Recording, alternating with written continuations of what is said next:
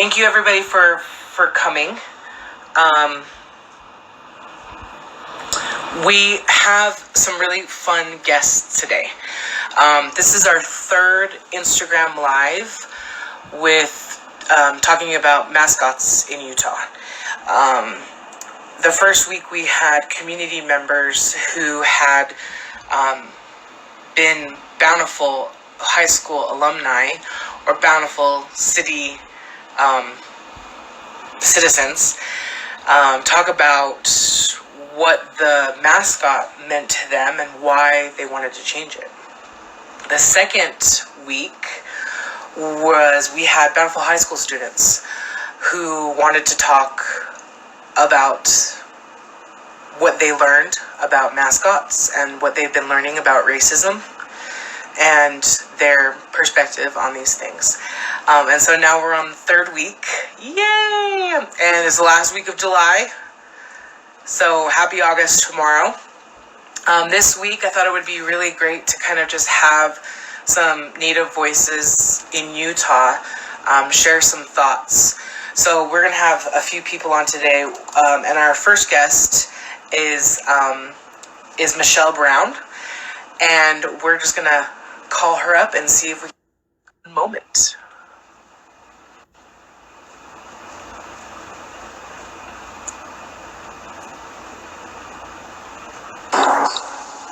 Hi. Hello, how are you? I'm great. How about yourself? I'm doing well. I'm outside, so if there's any background noise, don't worry. Gotcha. Outside. Well, thanks for joining us today. Thank you for having me. I'm happy to be here. Yeah, thank you. No, I'm really grateful. We have not met yet, but I found was introduced to you and your work because you had written a letter in support of changing mascots in Utah. So would you mind, Michelle, giving us an introduction to who you are and especially about the work that you do, which I think people just need to know what you do because it's pretty dang cool. Thank you. Absolutely. So my name is Michelle Brown. I'm originally from Anchorage, Alaska, and I'm an enrolled member of the Navajo tribe. And I moved to New York maybe 10 years ago, and I had lived there for 7 years, and then I moved to Utah 3 years ago. So I still consider myself still figuring out Utah a little bit. There's so much of it to find out and learn new things about. I've lived here before as a youth, and I've been to New Mexico plenty of times because that's where my father is from. He's from originally the Two Great Hills Navajo Reservation. And so I'm familiar with the area. So I became involved last year, May of last year, in MMIW Utah. I started joining the rallies. And for those of you who don't know what MMIW Utah is, it's an organization. It's a grassroots organization of volunteers on behalf of murdered and missing Indigenous women and Two-Spirit. And so that's a little bit of background. That organization helps with, advocating for, of course, murdered, missing Indigenous women, children, and Two-Spirit individuals.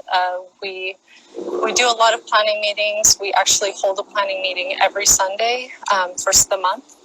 And so I got more involved last year. It all kind of came to head for me when actually my sister-in-law, my nephew's mother, in November of 2018 was found murdered in Arizona.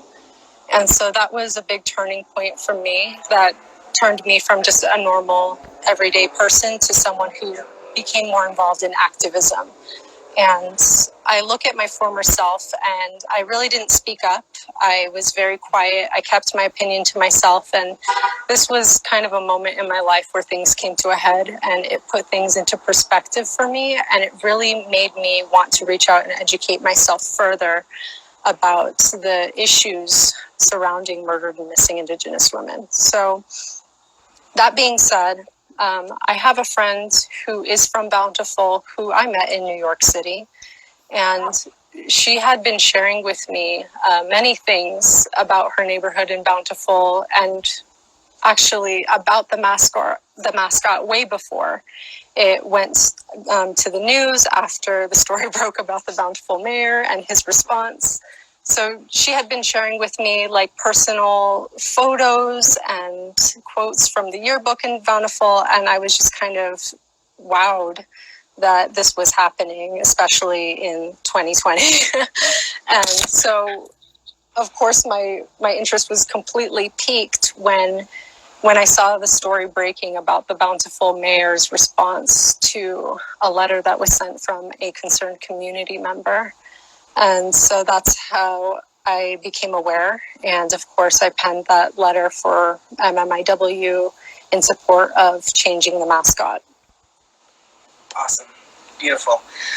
Thank you for sharing that. Such tragedy and violence that had propelled you into kind of speaking out more. So, speaking out on mascot issues, why did you decide to write a letter to the city council or to the school board about changing the mascot? I feel like, as an activist, and for someone who is activating against a cause of MMIW, I would say there's a direct correlation between Native Americans being depicted as mascots and dehumanization. And I think that there's a strong correlation, because once you are able to, as a non-Native, decide that that's how Natives are depicted, you are instantly taking control and power away from those voices and those people. And so that really is what compelled me. I think it's so important for people nowadays, especially, to realize where your place is, and if it's really your place to even be able to give a label of that type to a people. And I've actually had some people reach out to me through DMs who are in support of the Bountiful mascot. And, you know, some of them were just genuinely curious and wanted to learn more and came non-confrontational, but truly wanted to know my side of the story. And really what that side of the story is that I don't think, and I don't speak for all Natives, I'll put that out there, I don't. But my personal opinion is that, you know, it's not anyone's place except for Native people's place to depict themselves first off. And I think that this whole matter of the mascot is 100% not a matter of anyone's opinion, their opinion, my opinion. It's a matter of fact that research and studies show that Native mascots are psychologically harmful to Native peoples. This is not a matter to debate, period. This is research from multiple studies that have shown that this is harmful emotionally and psychologically to Native peoples, and I think it's unfair. It is unfair. I think it is too. One of the things that, I mean, we hear a lot is, you know, this mascot was established before I was born, before you were born. The people then were trying to honor, to kind of like bridge the gap of, okay, you're like, this is 2020 now. That happened then, that's true. But it's 2020 now. So how, I mean, you kind of just answered it, but how do administration and how does city officials, how does that, what would you say to them if they were saying, you know, we're trying to honor you? What would you say if you were able to speak to them? Wow, well, a lot, to be honest, but I feel like that sentiment is extremely naive and ignorant of a lot of factors. So to that, I would say, you know, it's not your place to be the person to educate on Native issues. That's a Native person's place or a Native organization's place to make that type of education. I'll say that I read a quote in the Salt Lake Tribune that kind of goes to that fact, and it was someone saying And I quote, "The people who are advocating to cancel the Braves are also perhaps unintentionally advocating to cancel Native American culture at BHS," unquote. And so to me, reading that, I was like, really? I feel that quote is super naive. Native American culture will never be canceled so long as actual Native Americans are practicing their culture and educating others about their culture. And in terms of honor, I think that it's our place to be able to choose how we want to be honored. And if the community is saying that this is not the way we honor each other and our Native community, then I really think that anyone who is an ally really needs to take that seriously, that we're saying, no, this isn't the way, but maybe this is the way, and listen to your Native community. Right. That's, I mean, I feel like an issue is always just trying to be heard as Native people. I mean, talking with people in Bountiful, when we share like how long this fight has been going on to end mascots, Native mascots, it's mind blowing how long it's been happening, decades, Right. And you're right, naive is such a good word to just think that, just because this is a new conversation to you, that it's just as simple as, well, I don't think that it's bad, or I think it's honoring you. And that's kind of my point, is that if you are not Native American or from that community, then it's really not up to you. And you have to learn that it's not your place. Like, it's not your place to choose that for Native Americans in general. And I say that very kindly, but also very sternly, that it is just not your place. Sorry. Right. And the easiest way to kind of rectify that is to change it and to have it something different. That the community can say, all right, this is different, and we're going to go forward in a new path, and we're all going to be, happy about it. Yes. I want to add a little bit more to that too, because I think not only is it that you figure at some point that people who are non-Native who are making these decisions, not only should they start to listen to the Native American community, but they should start to educate themselves truly about the first peoples of this land, who they say that they're honoring. And really, the true honor would be listening to them, learning from them, and recognizing that you should not be the person to determine how to depict them. And also that mascots in general, when it's towards any certain ethnicity, is promoting appropriation. And I think we need to talk about that a little bit more, because there are so many different Native American tribes in the United States, and this is a white ideal depiction of Native Americans, and it's incorrect. And so I think in an effort to not appropriate, even from that stance, like, it should really be listened to. And this is what Native people... Ooh, going in and out. Hopefully.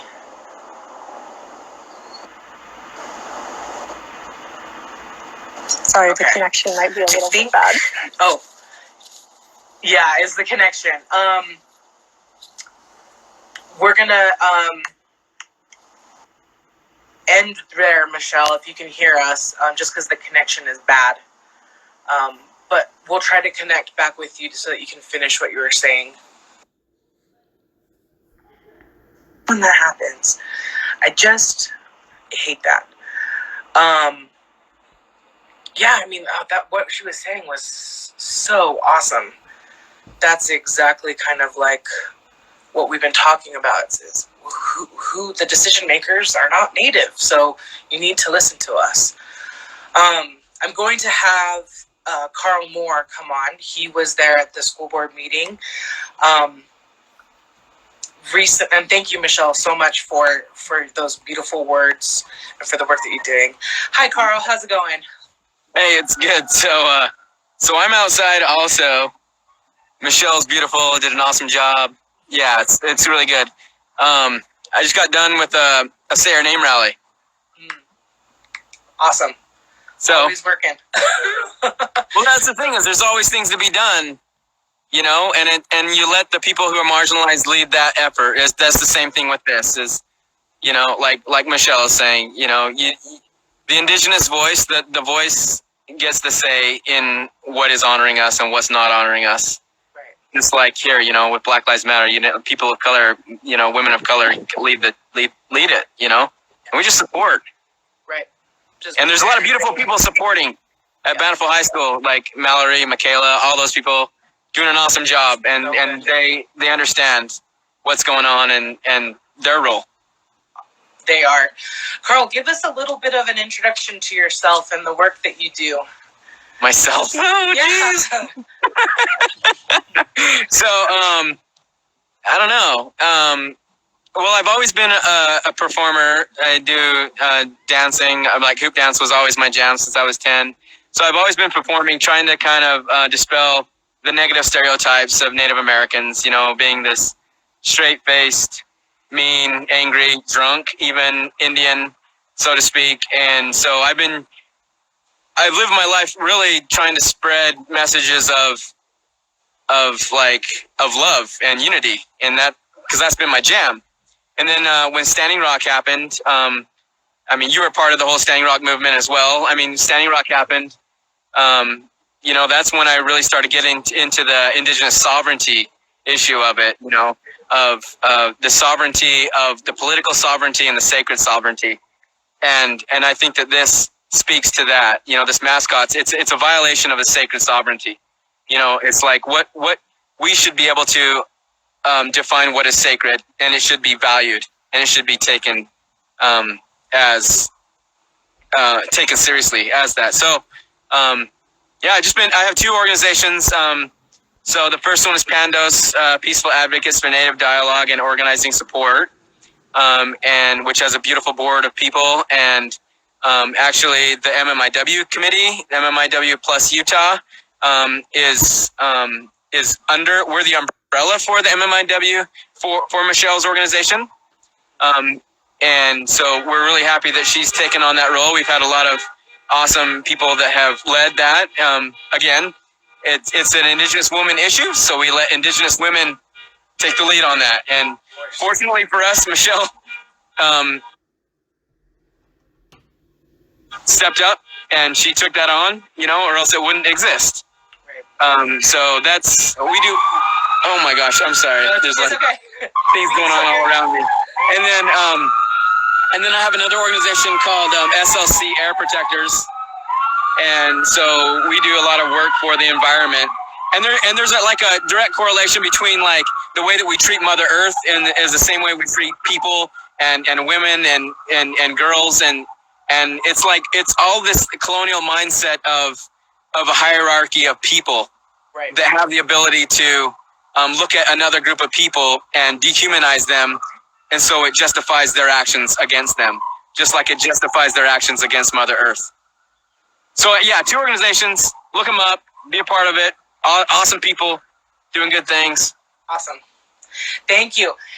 So, Carl, you went to Bountiful High School the other day and did a live Facebook Live event showing kind of what is their imagery. Will you tell us a little bit about that? Yeah, so I was really blown away. I went there, and when I first got there, I saw the logo, which is a bee and the feathers, two feathers, kind of like the Utes, which is another issue. So nobody bring that up. Don't bring up the Utes, and don't bring up the Seminoles. That's a direct group of people that has negotiated with those colleges. So when it comes to something generic as Braves, Indians, whatever, Savage, whatever that is, that's a different story. So I went there and I drove around and I just saw that logo and I thought, okay, well, this isn't that bad. There still is problematic in the sense that what it does for the people who go there, the people who go to the games, what they do, what they wear, what they, Anyway, so I got to the football field and I started going up that walkway and I was like blown away by what was there. And again, like Michelle's saying, this is 2020. This isn't stuff that is like they can't blame it on the past. It's happening right now. This is current. This is current thought. This is current thinking. And I want people to really think about this. This is a place of education. This is an establishment of education. This is where our kids go to hopefully be better people and good world citizens and just good people in general, right?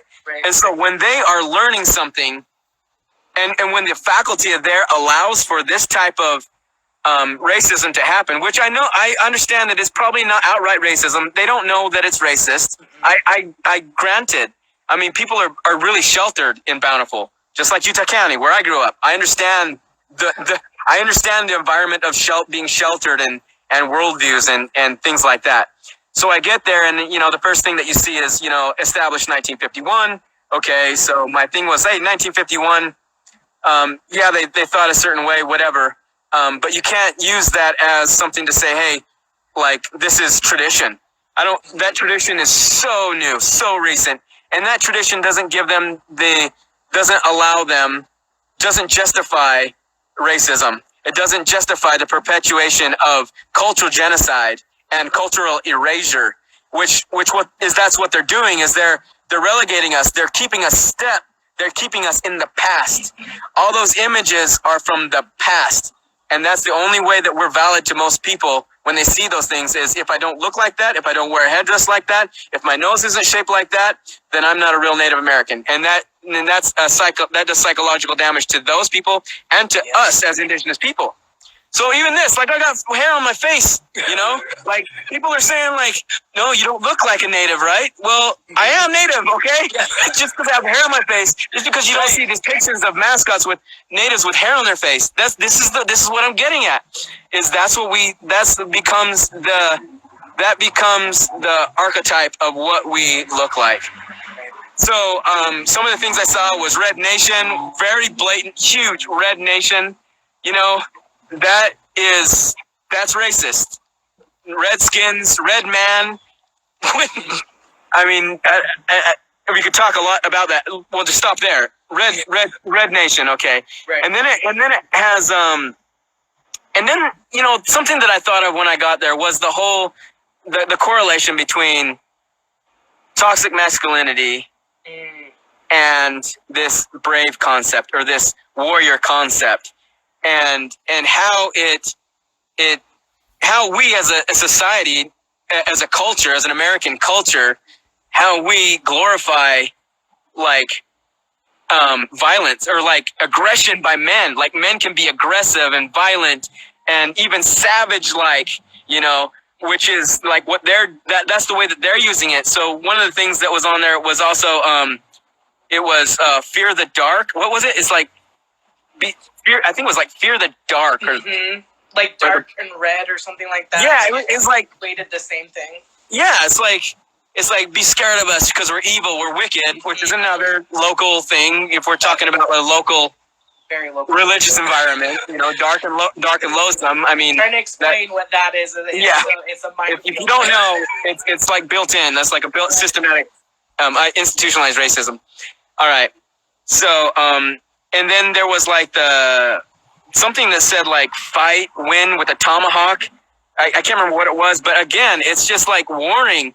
And when you start putting like mascots as a standard that goes before you in a battle, and that's what they're doing. I mean, that's what the games are. I mean, they're not battles, but they're competitions. It's treated like it is. It's a fight to win. It's one, side. Yeah, it's totally a battle. Yeah, and then I have a lot against like all that too, because like, and when you start like thinking that your school is the school, you start putting a moral value on it, and which is what they do. They put a moral value on it, and like the other school's like inherently like not good and evil. Right. Anyway, that's something else. So there's just so much. There was a depiction of the Native that I think was a nod to the end of the Trail Native, where you see that where the warriors on the horse, in the sunset, and that is and that picture portrays the end of our existence as a people, which is not real. We're still here. Oh, we're still here. Yeah, with facial hair. We're still going. So anyway, yeah, and I mean, there's just so much of it, but the whole thing, I want to acknowledge that when the kids did that, because I'm sure there are kids that did that they didn't know what they were doing. They didn't. But this is the point where they can no longer say, I didn't know. They cannot use naivety as an excuse, because they should know. And that's, it goes the same for all the superintendents, the principals, the teacher, all of this. They should know. So when they come out and they speak up and they say such things as, well, I have Native friends and they say this, or I have Black friends and they say this, or whatever, what they're doing is, this is a disservice to humanity. It's not just to us as Indigenous people. It's a disservice to them, because people should understand their arrogance, their innate arrogance and egocentrism and ethnocentrism, and we need to spell that across the board, right? Like, we gotta start understanding that we're all related as human beings. We're all related. Like this tree, I'm related to this tree. You're related to this tree. All of this, the whole environment, we're related, and we can't stop. We have to stop exploiting all of these things and exploiting Indigenous people, because that's what this is. It's the commercialization of Indigenous people. It's using us as a tool to sell something, not necessarily sell with money, but sell the idea, sell the school, sell the pride. The pride, exactly. It's exactly the morality code that they have. So many times I've heard people say, "Well, I was a Braves and I did that and I'm not bad." And it's like, we're not talking about good or bad. We're talking about what needs to happen. Yeah, that's the problem with privilege, with people with privilege, is they don't understand. That is like kind of the definition of privilege, is you don't understand. You don't know, you don't recognize it because you don't face it, you don't deal with it. It doesn't matter to you in the sense that it doesn't hurt your feelings, right? And so all of these people, the mayor needs to really understand what Michelle said, the psychology behind it. It does damage to us. And if we're going to move forward, which everyone should be thinking about moving forward, at some point we all need to recognize what is wrong with our thinking, like I've done.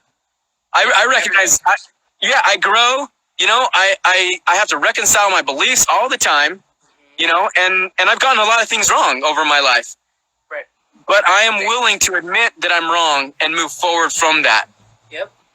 Awesome. So that's what I'm asking of these people. It's just seriously take a listen. Step outside your bubble and look at it from our perspective, which, like Michelle said, is really the only perspective that really matters when it comes to mascots, because they are depictions of us. Right. Right. And stereotypes don't help. Stereotypes never help. Whether they're a good stereotype or a bad stereotype, they never help. Nope. They're never good. Good. Carl, thanks so much for chatting with me tonight, and thanks for taking time to speak about this. You've been with the Bountiful High School people and allies that have been fighting for many weeks now. And I'll give you a shout out a little bit later in this too about what you're planning next week. Okay, yeah, do that. Okay. Be there.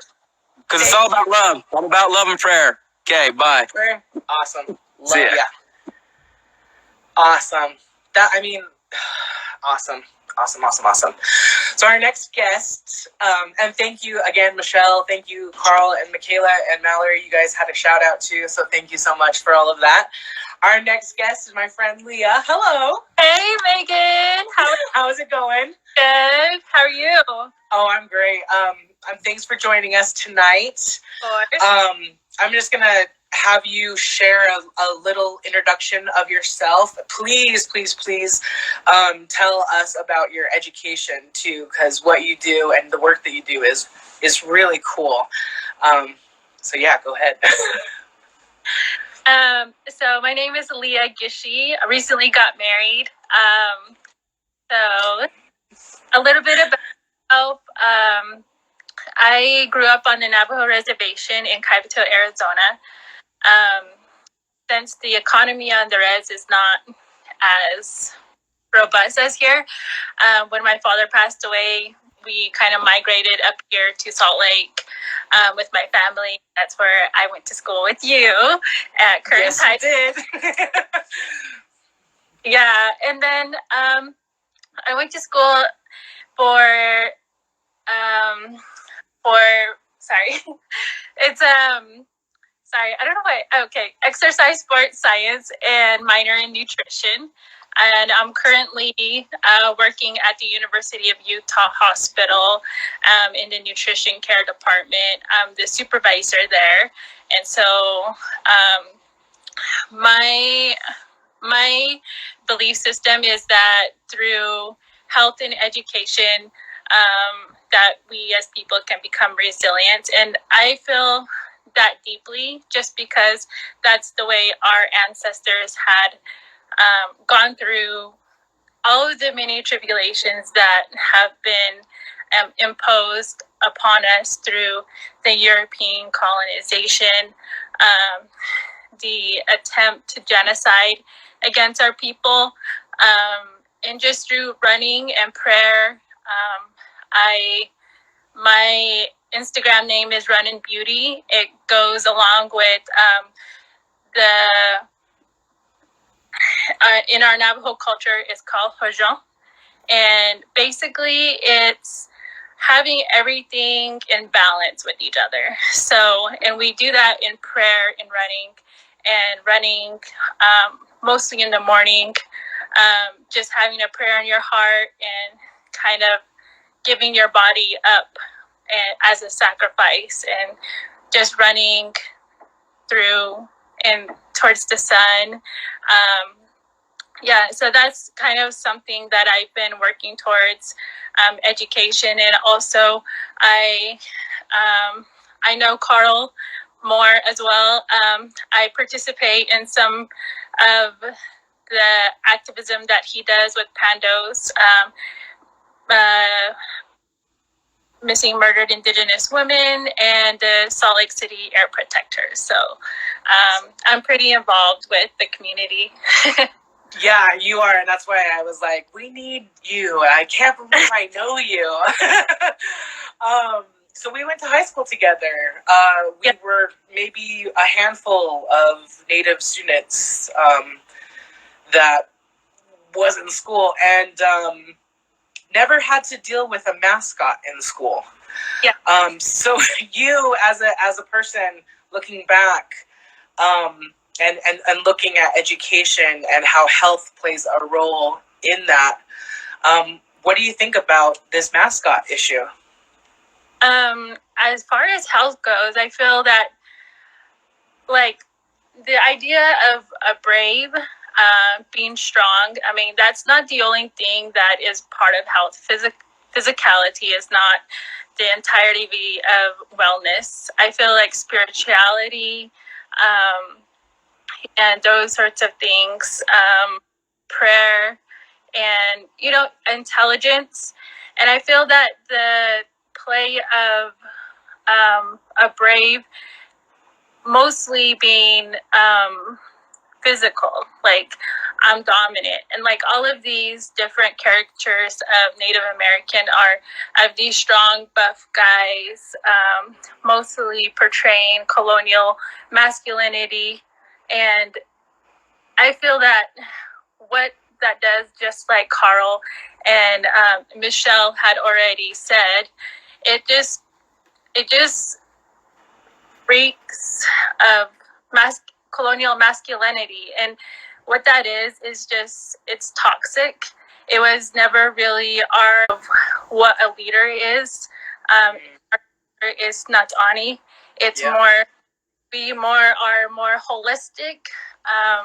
And it's just an erasure of our highly sophisticated indigenous societies. And I feel that what they are portraying as a brave is not the whole truth about our Native men.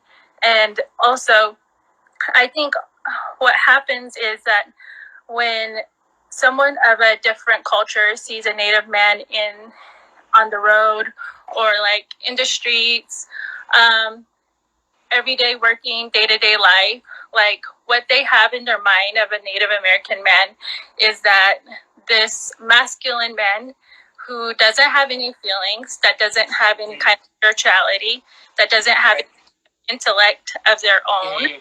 Yep. And that gives them the permission to go and be violent with them, I feel like. And I know that there are starting to be more research on Native American Indian women who are going murdered and missing, but I feel like that's lacking with our Native American men. Absolutely. And I feel like that plays a big, huge role, especially at that age group where high school is where you're trying to figure out who you are, what your standards are, what are your values, and imagine yourself going to Bountiful High School as a Native American man and seeing that every day, and imagine if you are playing for that sport, you're more looked at as like, I don't know, like, you know, just like a piece of masculinity meat, I guess. Yeah. And yeah.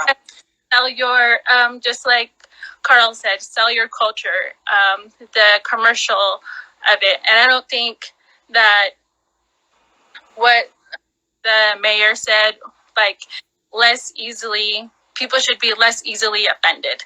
I feel like he's also playing a role in the erasure of our complex, sophisticated culture.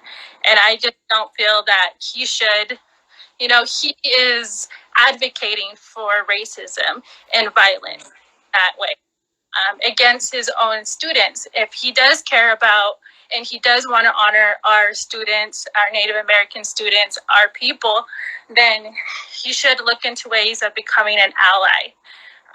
Like learn about the issues, learn about, like, if he knew that Utah was the 8th ranked state in Utah for the highest number of missing and murdered Indigenous women, like, what does this depiction of a brave do to our culture as a whole? And Salt Lake City is also ranked the ninth highest city in the United States with the most murdered and missing Indigenous women.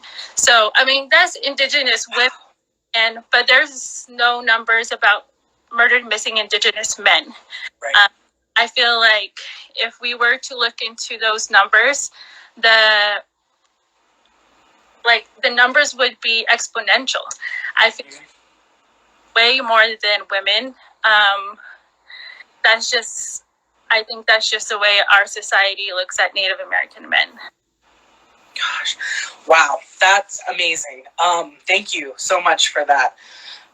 There are a lot of students at Bountiful High School and a lot of community members in Bountiful and, Salt Lake, all the way down Utah County, all around Utah that are working to this. And I think a lot of them are facing kind of like fatigue, like when you're trying to fight the system and you're trying to make sure that people are heard.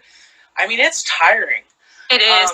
So what would you tell those people to help them be resilient while they're fighting for justice, basically? What I would say to those people is, first off, thank you. It is a tiring job. I know Carl Moore is out there, like, he tuned in at one say their name rally. It is tiring. And what I would say is just, take some time apart. Just remember to self-care. Say a prayer. Smudge yourself. I personally like to listen to some of the songs that are people. I like to go hiking a lot, being out in nature, and I think that being in nature also helps you kind of take a step back and breathe and also take in Mother Earth and what it is we're really doing here on Earth. Like being open really kind of grounds you back to where we are as people, and get back in that harmony of walk in beauty above me, below me. And I think also just surrounding yourself with friends support, I think that will also help you to move forward and help you become a better leader and speak from your heart. I think when people don't have the correct words, or they don't know exactly what to say, it becomes like you want to say all these things, but if you just speak from your heart and you're grounded with Mother Earth and have that whole sense of self, then you are able to go on ahead and achieve your message and to help get across. I mean, you could talk to millions of people and maybe your message might just stick to 100, but that's how their friends and their friends and their friends. And so that's kind of the effect that you're going to have on people. And just because the whole mass of people don't get your whole message, just those people carrying on and like, oh, this is what I heard today on Instagram Live, or Sharing it. This was a different perspective that I never heard of. I never thought, I never thought masculinity is toxic, and how that can kind of destroy maybe a family, how men perceive themselves and how they treat women. So it's always the learning experience, and whenever you can learn from somebody else as well, I think you don't always have to be talking. You can you can listen to what people say, even if it's a different perspective. I recently lost my grandmother. And one of her teachings is to always pray. Like, he was a faithful woman, and he didn't speak English, but some of these kids that came from across the country, from Penn State, they came, and like just her knowledge and the way she lives. And if you live your life in a way that's in harmony and in prayer, I think people will gravitate to that. And you will also have like your mindset to be clear, and you'll be at peace with yourself, I think. Gosh, thank you. I was crying the whole time you were talking, just because I feel like you are such a role model in what it means to be like Navajo, what it means to be a woman. I can tell you've been taking your grandmother's words to heart, and that's what's so frustrating about the mascot issue, is that doesn't represent who we are. It doesn't represent how we think or how we feel. It doesn't do any of that. And it's 2020, and we need the best representation of ourselves. And Leah, you gave us that, so thank you so much for joining us today. You're just awesome. So thank you. We'll talk to you again soon. Thank you. Yeah, I mean, Leah and we went to high school together. It was amazing to have another Native person in school. And she's Navajo too, just like me. So, I mean, it meant a lot to always have her. It's been a while since we were in high school. We're not going to tell you how long, but hello, James. Thank you so much for joining us tonight. Hi. How are you? Been watching? Hope you've been enjoying what everyone has had to say. Yeah, some really powerful words from everyone today, and I'm just privileged to be on the same program as them tonight. Yay! So, James, I'm gonna kind of shift the conversation a little bit over. In Bountiful, the idea of changing the mascot is kind of gaining some traction. But to what it's being changed to, instead of being Braves, it's just Brave. To kind of like reflect, kind of like what Carl and what Leah were saying about this idea of masculinity and this idea of, pride. And I just kind of wanted to get your perspective on, being of changing the names and kind of like what we actually need to have happen now. Yeah, that's a great question, and this is a gray, kind of in the gray area, I think, especially talking about Brave, because it's talking more about an emotion than it is like a physical mascot. And I mean, first off, the problem with these mascots, right, is that it's only showing a stereotypical image of what natives are, a very small part of it, and it's for entertainment. And it seems like native mascots are the only natives that Americans care about, and that's wrong. We know that's wrong. We need to show the complexity of native humanity, that we have a range of emotions, and so to put someone into the same category as something is itself dehumanizing. I'm thinking that it's just really difficult to try and come to terms with some of these things, like talking about tradition. And it's been, tradition for about 69 years that Bountiful has had this mascot. So there's definitely something that the community is looking at, but they're looking inward instead of outward. And they're not realizing that there are so many native governments and native peoples that have said there are different ways in which you can honor us, that you can show us respect. And that the way that the Braves is, especially when the behaviors is based on stereotypical ideas of natives, that's wrong. That is completely racist. I also want to point out that mascots are often used. We've been talking about these notions of masculinity and so on, but other mascots, think of wolves or bears or lions or all of these other kind of animals or things. If you were face to face with one of those, how would you feel? I would be terrified, and that's part of the point of mascots. And so what they're saying is, in effect, this kind of hidden curriculum is teaching people you should be terrified of natives. You should be terrified of natives, right? Because at any moment, right, they could be coming over, attacking the school marm out on the prairie or whatever it is, and we need a John Wayne to come and civilize, with my fists.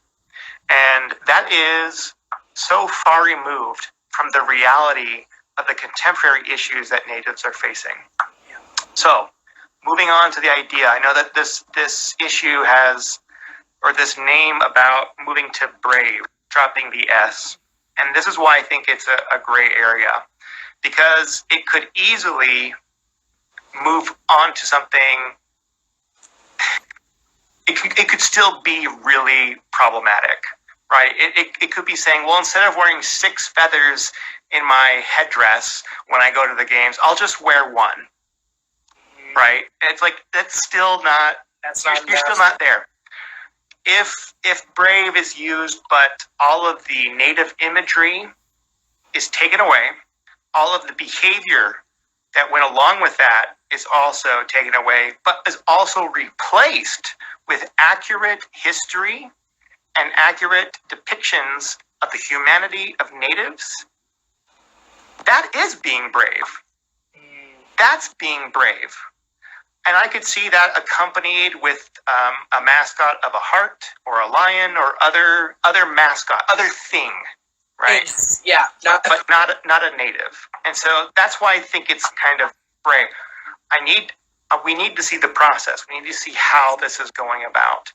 Now, we've been very upfront about why we think that this is racist, right? It's because it shows that one group holds the power to make the decision.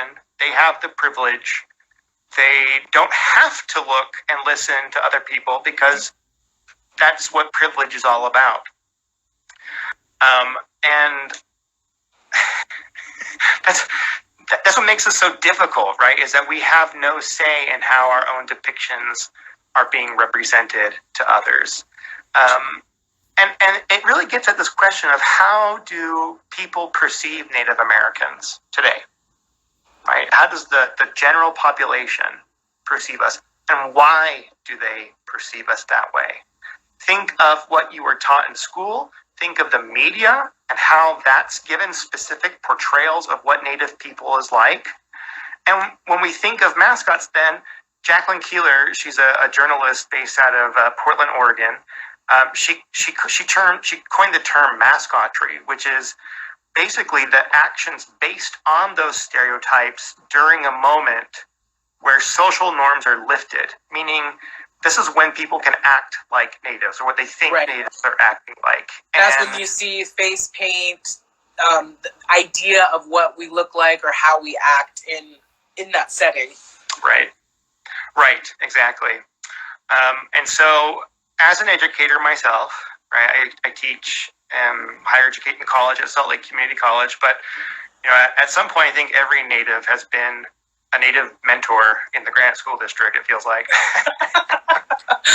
but in that, right, that's part of educational equity.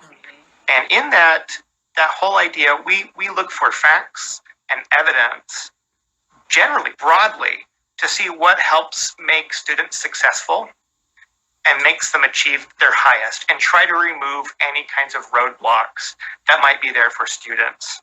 Right. There are studies, plenty of studies over decades that have tracked this and show that this does do harm, psychological harm. The American Psychological Association, back in 2005, this is 15 years ago, has already made the stance that Native mascots are detrimental to Native students. And as I have said before, I argue that it's also detrimental to white students and people of other ethnicities because it warps their mind into what they think and perceive natives are like. Right. And it teaches them that they can treat Native peoples as something and not someone, therefore dehumanizing us and leaving us in a position of no power. I don't think it's fair also that we push all of the burden onto the lone or the few Native students that might be at a high school like this, at a white majority high school. It is a lot to ask for one to put that on one Native student to try and tell the entire school what it is to be Native and how that is a racist image, how that's a racist symbol. It would be nearly impossible. I'm thinking of my 16, 17, 18-year-old self in high school. I didn't have the maturity. I didn't have the knowledge. I didn't have the gumption to do those kinds of things. Not even close, right? I mean, it's taking me years to get to this point where I'm at right now.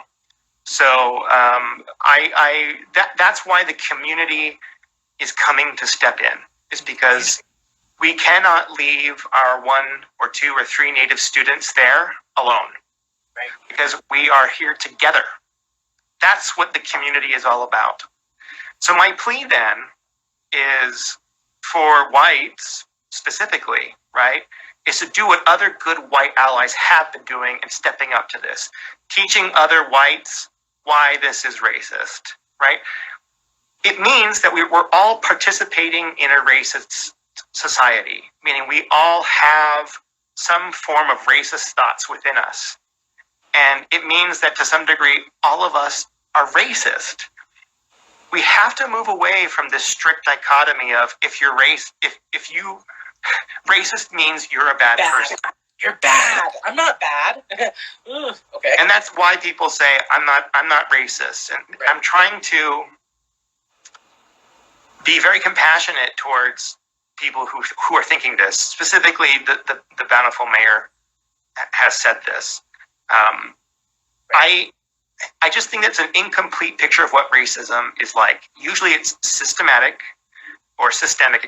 institutional, and it's also unintentional for the most part. It's being anti-racist that's important, meaning I have to gain knowledge to actively work against racism.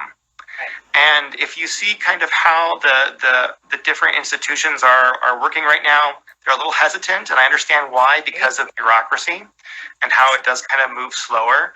But if the opportunity arises and we don't stand up, that is tacit consent for the status quo. It is, in a sense, an accessory to continue racism today.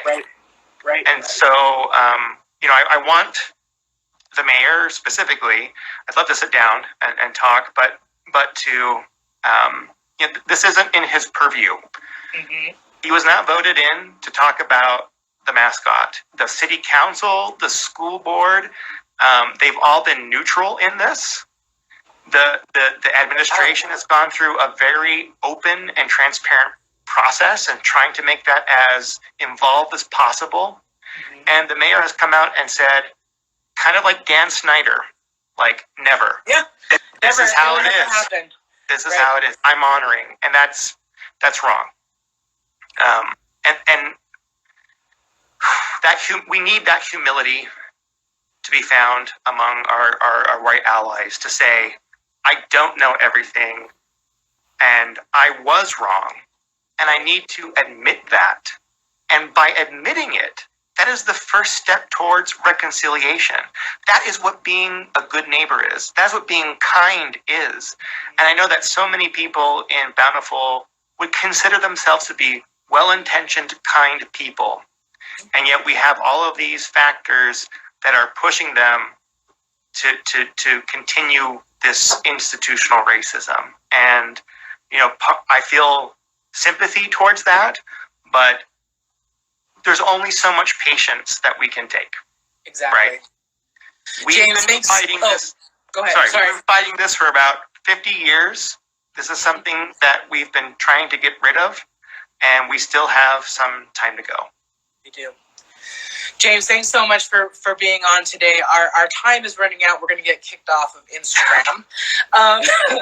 But just anybody that has seen our panelists today, follow them on Instagram, tell them that they're awesome, send them some money through Venmo.